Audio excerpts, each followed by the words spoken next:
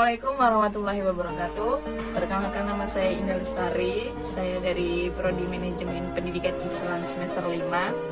Saya dari Institut Agama Islam Negeri Samarinda, Kalimantan Timur. Di sini saya mendapatkan tugas dari mata kuliah Manajemen Pesantren. Baik, saya akan membahas tentang manajemen berbasis madrasah ataupun pesantren. Di sini saya akan menjelaskan tentang pengertian manajemen pesantren. Bahwasanya manajemen adalah suatu proses yang terdiri dari rangkaian kegiatan seperti perencanaan, perorganisasian, penggerakan, pengendalian, pengawasan yang dilakukan untuk menentukan dan mencapai tujuan yang telah ditetapkan melalui pemanfaatan sumber daya manusia dan sumber daya lainnya. Yang kedua, di sini saya akan menjelaskan tentang pengertian madrasah.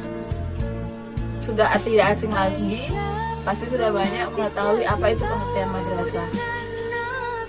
Madrasah berasal dari bahasa Arab dan tidak terjemahkan ke dalam bahasa Indonesia, menyebabkan masyarakat lebih memahami madrasah sebagai lembaga pendidikan Islam, yakni tempat untuk belajar agama atau tempat untuk memberikan pelajaran agama keagamaan. Ketiga, yaitu pengertian manajemen berbasis madrasah. Manajemen berbasis madrasah atau pesantren pada hakikatnya adalah penyelesaian sumber daya yang dilakukan secara mandiri oleh sekolah dengan melibatkan semua kelompok kepentingan stakeholder yang terkait dengan madrasah secara langsung dalam proses pengambilan keputusan untuk memenuhi kebutuhan peningkatan mutu madrasah atau untuk mencapai tujuan pendidikan nasional. Demikian, manajemen berbasis madrasah merupakan proses pengintegrasian, pengorganisasian, dan pemanfaatan dengan melibatkan secara menyeluruh elemen-elemen yang ada pada madrasah untuk mencapai tujuan, yaitu bisa dibilang dengan mutu pendidikan yang diharapkan secara efisien. Yang keempat, itu ada pembahasan tentang tujuan dan manfaat manajemen berbasis madrasah. Adapun tujuannya, yang pertama yaitu adalah mensosialisasikan konsep dasar manajemen peningkatan mutu berbasis sekolah, khususnya kepada masyarakat. Yang kedua yaitu memperoleh masukan agar konsep ini dapat diimplementasikan dengan mudah dan sesuai dengan kondisi lingkungan Indonesia yang memiliki keragaman kultural. Yang ketiga yaitu menambahkan wawasan pengetahuan masyarakat khusus, masyarakat madrasah, dan individu yang peduli terhadap pendidikan atau khususnya peningkatan mutu pendidikan yang ada di madrasah maupun pesantren. Yang kelima, yaitu ada penggalang kesadaran masyarakat madrasah untuk ikut serta secara aktif dan dinamis dalam mensukseskan peningkatan mutu pendidikannya. Yang kelima, yaitu ada manfaat manajemen berbasis madrasah.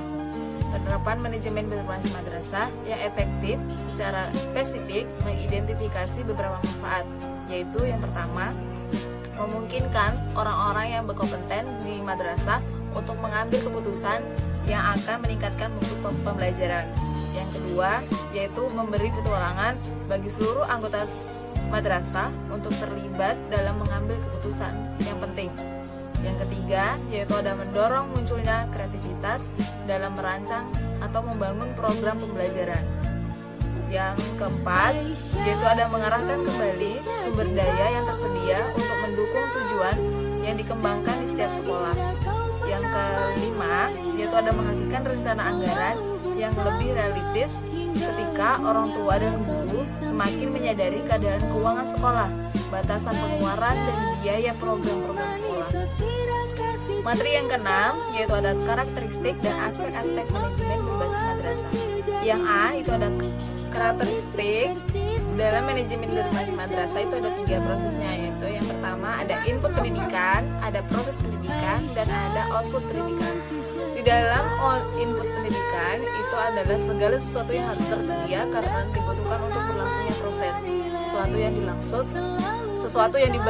dimaksud berupa sumber daya dan perangkat lunak serta harapan-harapan sebagai pembantu bagi berlangsungnya proses. Input sumber daya meliputi sumber daya manusia. Yang pertama itu ada kepala sekolah, ada guru termasuk guru BP, ada karyawan, siswa, dan sumber daya yang lainnya, peralatan, perlengkapan, keuangan, dan bahan. Untuk input perangkat lunak meliputi struktur organisasi madrasah, ada peraturan perundang-undang, deskripsi tugas, rencana, program, dan sebagai berikut. Input harapan-harapan berupa visi, misi, tujuan, dan sasaran-sasaran yang ingin dicapai oleh sekolah. Yang kedua yaitu ada proses pendidikan. Proses pendidikan merupakan berubahnya sesuatu menjadi sesuatu yang lain, sesuatu yang berpengaruh terhadap berlangsungnya proses disebut input, sedangkan sesuatu dari hasil proses tersebut adalah output. Dalam pendidikan berskala mikro, proses pengelolaan kelembagaan, proses pengelolaan program, proses belajar mengajar, dan proses monitoring dan evaluasi, dengan catatan bahwa proses belajar memiliki tingkat kepentingan tertinggi dibanding dengan proses lainnya. Yang ketiga yaitu ada output yang diharapkan atau output pendidikan. Pada dasarnya, output yang diharapkan merupakan tujuan utama dari penyelenggaraan pendidikan secara umum. Output pendidikan adalah merupakan kinerja madrasah. Kinerja madrasah adalah prestasi madrasah yang dihasilkan dari proses ataupun perilaku madrasah. Kinerja madrasah dapat diukur dari kualitasnya, efektivitasnya, produktivitasnya, efisiensinya, inovasinya, dan kualitas kehidupan kerjanya, serta moral kerjanya. Khusus yang berkaitan dengan mutu output madrasah, dapat dijelaskan bahwa output madrasah dikatakan berkualitas atau bermutu tinggi jika prestasi madrasah, khususnya prestasi bawah belajar siswa, menunjukkan pencapaian yang tinggi dalam yang pertama ada prestasi akademik berupa nilai ulangan, karya ilmiah, lomba akademik, prestasi non akademik, serta misalnya intak kejujuran, kesopanan, olahraga, kesenian, keterampilan, dan sebagainya. Yang kedua itu ada materi aspek-aspek manajemen berbasis madrasah. Yang pertama yaitu ada aspek pengelolaan proses belajar mengajar.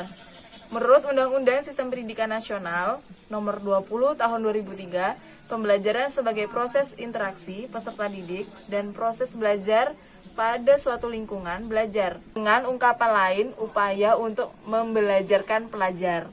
Yang kedua yaitu ada perencanaan dan evaluasi. Madrasah diberi kewenangan untuk melakukan perencanaan sesuai dengan kebutuhan yang dimaksud, misalnya kebutuhan untuk meningkatkan mutu madrasah. Yang ketiga yaitu ada pengelolaan kurikulum. Kurikulum yang dibuat oleh pemerintah pusat adalah kurikulum standar yang berlaku secara nasional. Sementara kondisi madrasah pada umumnya sangat beragam, maka dalam implementasinya madrasah dapat mengembangkan kurikulum tersebut, namun tidak boleh mengurangi isi kurikulum yang berlaku secara nasional. Madrasah juga dibolehkan memperkaya apa yang diajarkan, artinya apa yang diajarkan boleh diperluas dari yang harus dan seharusnya dan yang ada dapat diajarkan. Yang keempat yaitu adalah pengelolaan ketenagaan. Kepala madrasah perlu melakukan pengelolaan ketenagaan mulai dari analisis kebutuhan, perencanaan, rekrutmen, pengembangan, hadiah, dan sanksi, hubungan kerja, sampai evaluasi kinerja tenaga kerja madrasah. Dapat dilakukan oleh madrasah kecuali yang menyangkut pengupahan atau imbalan jasa dan rekrutmen guru, yang sampai saat ini masih ditangani oleh birokrasi di atasnya. Yang kelima yaitu ada pengelolaan fasilitas. Seharusnya yang dilakukan oleh madrasah mulai dari pengadaan, pemeliharaan, dan perbaikan hingga sampai pengembangan. Hal ini yang paling mengetahui kebutuhan fasilitas, baik berkecukupan, kesesuaian, maupun kemutahirannya, terutama fasilitas yang sangat erat kaitannya secara langsung dengan proses belajar mengajar. Materi yang keenam yaitu ada prinsip-prinsip manajemen berbasis madrasah. Yang pertama yaitu ada madrasah memiliki potensi untuk meningkatkan mutu pendidikan. Yang kedua yaitu ada peningkatan mutu berkelanjutan. Yang ketiga ada fleksibilitas dalam mencapai tujuan. Yang keempat yaitu ada inisiatif dan pengelolaan mandiri. Yang kelima yaitu ada keberhasilan tim bukan individu. Prinsip-prinsip dalam pesantren yaitu ada 5. Yang pertama yaitu ada jiwa keikhlasan. Pendidikan pesantren tidak karena didorong oleh keinginan memperoleh keuntungan-untungan tertentu melalui semata-mata karena untuk ibadah. Hal ini kiai ikhlas dalam mengajar, para santri ikhlas dalam belajar, masyarakat atau lingkungan ikhlas dalam membantu. Yang kedua yaitu ada jiwa kesederhanaan. Kesederhanaan mengandung unsur kekuatan atau ketabahan hati, penguasaan diri dalam menghadapi perjuangan hidup dengan segala kesulitan. Yang ketiga yaitu ada jiwa kesanggupan menolong diri sendiri dan berdikari. Yaitu ada jiwa ukhuwah Islamiyah. Kehidupan di pondok pesantren diliputi suasana persaudaraan yang akrab, sehingga segala sesuatu dirasakan bersama dengan jalinan perasaan keagamaan. Jiwa keuuhan ini yang mempengaruhi persatuan umat dalam masyarakat. Yang kelima yaitu ada jiwa bebas. Bebas dalam berpikir dan berbuat, bebas dalam menentukan masa depannya, dalam memilih jalan hidup di dalam masyarakat kelak bagi para santri dengan berjiwa besar dan optimisme menghadapi kehidupan. Materi yang ketujuh yaitu ada elemen-elemen manajemen berbasis madrasah ataupun pesantren. Elemen-elemen di manajemen berbasis madrasah ini hampir dipastikan lahirnya suatu pesantren berawal dari beberapa elemen dasar yang selalu ada di dalamnya. Ada 5 elemen. Yang pertama yaitu ada kiai. Kiai adalah pengasuh pondok pesantren, merupakan elemen yang sangat esensial bagi suatu pesantren. Rata-rata pesantren yang berkembang di Jawa dan Madura, sosok kiai yang begitu sangat berpengaruh, karismatik dan berwibawa, sehingga amat disegani oleh masyarakat dan lingkungan pesantren. Para kiai dengan kelebihan pengetahuannya dalam Islam seringkali dilihat sebagai orang yang senantiasa dalam memahami keagungan Tuhan dan rahasia alam. Yang kedua yaitu ada pondok. Sebuah pesantren pada dasarnya adalah sebuah asrama pendidikan Islam tradisional di mana para siswanya tinggal bersama dan belajar di bawah bimbingan seorang guru atau kiai. Asrama untuk para siswa tersebut berada dalam lingkungan komplek pesantren di mana kiai bertempat tinggal yang juga menyediakan sebuah masjid untuk beribadah, ruang untuk belajar dan kegiatan-kegiatan keagamaan yang lainnya. Komplek pesantren ini biasanya dikelilingi oleh tembok untuk dapat mengawasi keluar dan masuknya para santri sesuai peraturan yang berlaku di pondok asrama bagi para santri. Merupakan ciri-ciri khas tradisi pesantren. Yang ketiga yaitu ada masjid. Masjid merupakan elemen yang tidak dapat dipisahkan dengan pesantren dan dianggap sebagai tempat yang tepat untuk mendidik para santri, terutama dalam sembahyang 5 waktu, khutbah dan sholat Jum'ah yang mengajarkan kitab-kitab klasik. Kedudukan masjid sebagai pusat pendidikan dalam tradisi pesantren merupakan menginventasi universalisme dan sistem pendidikan tradisional, yaitu ada santri. Menurut pengertian dalam lingkungan orang-orang pesantren, seorang alim hanya bisa disebut kiai bila mana memiliki pesantren dan santri yang tinggal dalam pesantren tersebut untuk mempelajari kitab-kitab Islam yang sangat klasik. Oleh karena itu, santri adalah elemen penting dalam suatu lembaga pesantren. Walaupun demikian, menurut tradisi pesantren terdapat 2 kelompok santri. Yang pertama yaitu ada santri mukim, yaitu murid-murid yang berasal dari daerah jauh dan menetap dalam kelompok pesantren. Santri mukim yang menetap paling lama tinggal di pesantren tersebut biasanya merupakan suatu kelompok tersendiri yang memegang tanggung jawab mengurusi kepentingan pesantren sehari-hari. Yang kedua yaitu ada santri kalong, yaitu murid-murid yang berasal dari desa-desa di sekeliling pesantren yang biasanya tidak menetap dalam pesantren dari rumahnya sendiri. Biasanya perbedaan pesantren kecil dan pesantren besar dapat dilihat. Kalau pesantren kecil itu pasti orang-orangnya bisa tuh melakukan pulang pergi. Nah kalau yang pesantren besar itu dia pasti lebih banyak dia menetap, walaupun jauh dan dekatnya pasti dia lebih mementingkan menetap dalam pesantren.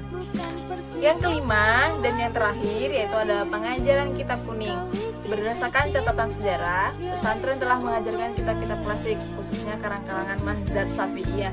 Pengajaran kitab kuning berbahasa Arab tanpa harakat atau sering disebut kitab gundul yang merupakan satu-satunya metode yang metode yang secara formal diajarkan dari pesantren di Indonesia.